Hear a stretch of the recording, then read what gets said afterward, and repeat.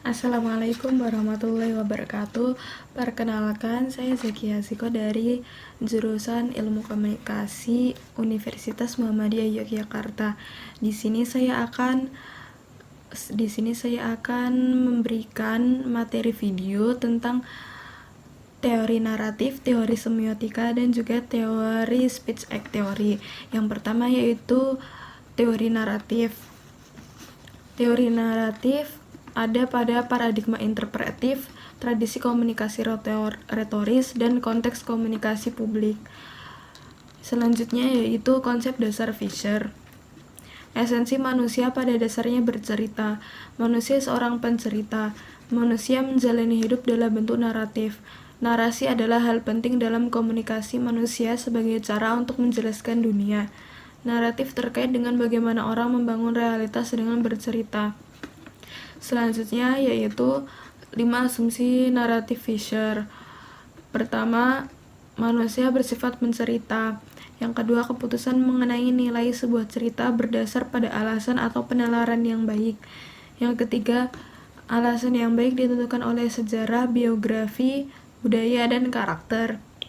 Yang keempat, rasionalitas berdasar pada penilaian banyak orang mengenai konsistensi dan kejujuran cerita. Yang kelima, hidup manusia dipenuhi dengan berbagai cerita dan kita harus memilih.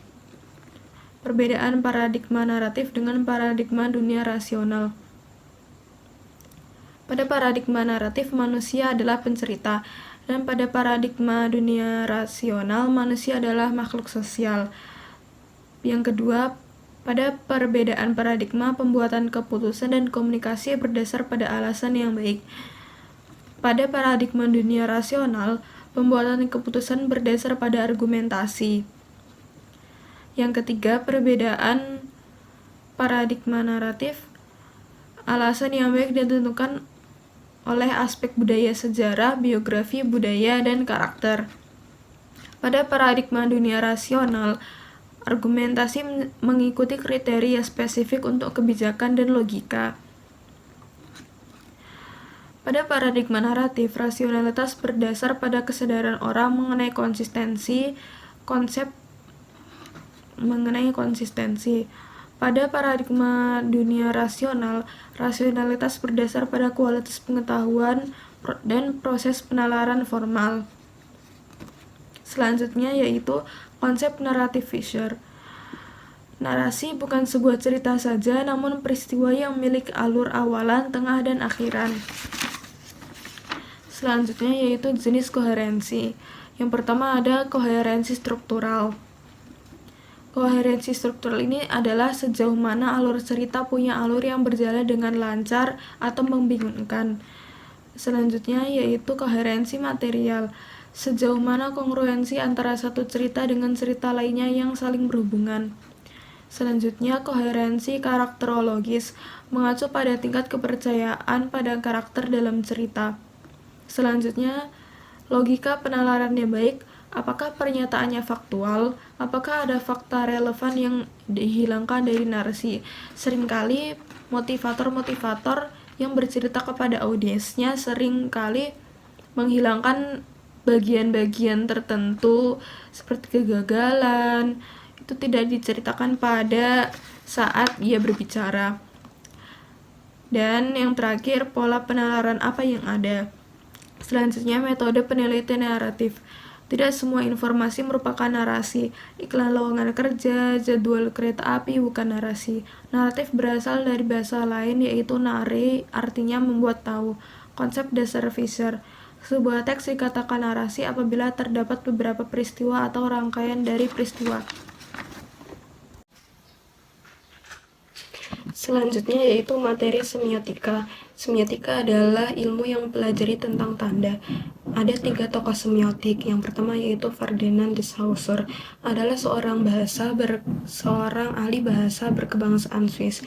Ia merupakan pelopor kajian linguistik dan memperkenalkan semiologi sebagai tanda dari sistem bahasa. Yang kedua adalah Charles Peirce, tokoh yang mempelopori pemikiran tentang pragmatisme. Ia juga mengenalkan kembali semiologi sebagai bentuk dari linguistik. Dalam pandangan Peirce, semiotika bersifat empiris. Yang ketiga ada Roland Barthes, kritikus sastra, dan semiologi yang mempraktikkan semiologi Ferdinand de Saussure bahkan mengembangkan semiologi itu menjadi metode untuk menganalisis kebudayaan. Pengertian semiologi adalah ilmu yang pelajari tentang tanda. Dalam pandangan Zuss, segala sesuatu yang dapat diamati atau dibuat teramati dapat disebut tanda, dan tanda tidak terbatas pada benda. Tanda ada dua, yaitu penanda dan petanda. Penanda adalah unsur yang terlihat dan terasa pada sebuah objek. Petanda adalah konsep, makna, esensi, dan pikiran dari apa yang terlihat, terdengar, dan terasa pada objek. Di bawah ini adalah sebuah contoh studi kasus petanda, perbedaan petanda dan penanda. Menurut Barthes, dari contoh di bawah, citra fisik adalah pegulat adalah penanda, dan dari contoh di bawah, konsep kehinaan adalah petanda. 4 konsep Saussure. 1. Signifikan dan signified. Signifikan adalah bunyi yang timbul dari pikiran manusia. Contohnya adalah bunyi ambulan dan bunyi sirine pemadam kebakaran. Contoh signified adalah makna yang berada dalam pikiran manusia. Contoh penanda suara azan yang bermakna waktu sholat. Yang kedua, language dan parol. Language adalah konsep dasar bahasa secara abstrak. Contoh, tempat duduk dinamakan kursi, tempat untuk menampung orang sakit dinamakan rumah sakit. Parol adalah bentuk konkret dari language. Contoh, kursi, chair adalah bentuk parol dari tempat duduk, sehingga bentuk parol lebih banyak dari language. Yang ketiga, sinkronik dan diakronik. Sinkronik adalah meluas dalam ruang dan menyempit dalam waktu. Contoh, perang dunia. Diakronik adalah meluas dalam waktu dan menyempit dalam ruang. Contohnya adalah penjajahan Belanda di Indonesia. Yang terakhir, sintakmatik dan paradigmatik. Sintakmatik adalah hubungan antara yang ada dengan yang nyata dan punya hubungan antara unsur yang tersusun secara berurutan. Contohnya pada hubungan frasa dan kalimat. Paradigmatik yaitu hubungan antara unsur bahasa dengan sistem bahasa yang saling menggantikan. Contoh, kata anjing itu berlari di taman bisa diganti seperti kucing atau sapi tanpa mengubah struktur. Selanjutnya, model semiotika Peirce ada sign, objek, dan interpretan. Kritik dari teori semiotika.